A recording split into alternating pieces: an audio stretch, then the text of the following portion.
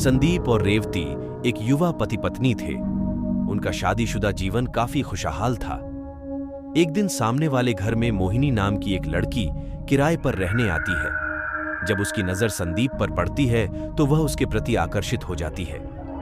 एक दिन संदीप बालकनी में खड़ा था, तभी मोहिनी हाथ में भस्म लेकर संदीप की तरफ फूंक मार देती है। ऐसा करने के बाद संदीप को मोहिनी दुनिया की सबसे सुंदर युवती लगने लगती है, जबकि वह देखने में ज्यादा सुंदर नहीं थी।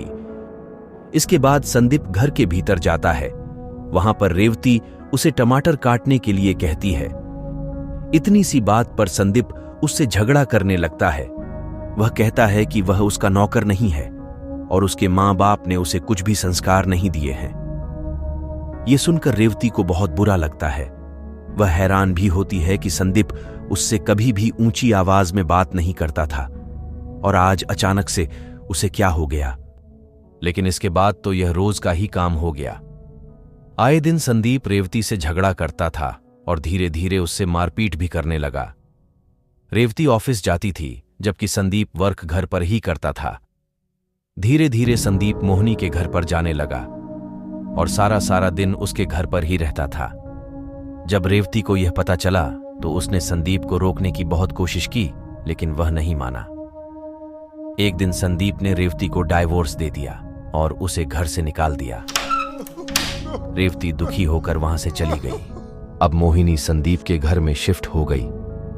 ऐसे 2 साल बीत जाते हैं, लेकिन 2 ही साल में संदीप दुर्बल और बूढ़ा दिखाई देने लगा था, जबकि मोहिनी पहले से भी जवान दिखाई देती थी। संदीप धीरे धीरे बीमार भी रहने लगा था। वह हमेशा बिस्तर पर ही लेटा रहता था।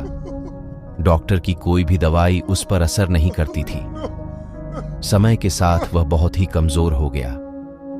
जब मोहिनी ने देखा कि अब वह उसके काम का नहीं रहा था और वह उसका सारा यौवन चुरा चुकी थी, तो एक दिन उसे अकेला छोड़कर उसके घर से हमेशा के लिए चली जाती है। रेवती को इस सब के बारे में एक दोस्त से पता चलता है। वह बीमार संदीप के पास लौट आती है। फिर अपनी मां के कहने पर उसे एक सिद्ध बाबा के पास ले जाती है। बाबा अपनी विद्या से संदीप के ऊपर किया गया वशीकरण तंत्र हटा देता है, लेकिन संदीप से कहता है कि कम से कम 2 साल तक नवार्ण मंत्र का जाप करे। संदीप ऐसा करने लगता है और धीरे धीरे वह ठीक होने लगता है। वह रेवती से अपने बर्ताव के लिए हाथ जोड़कर माफी भी मांगता है, लेकिन रेवती कहती है कि इसमें उसका कोई दोष नहीं है।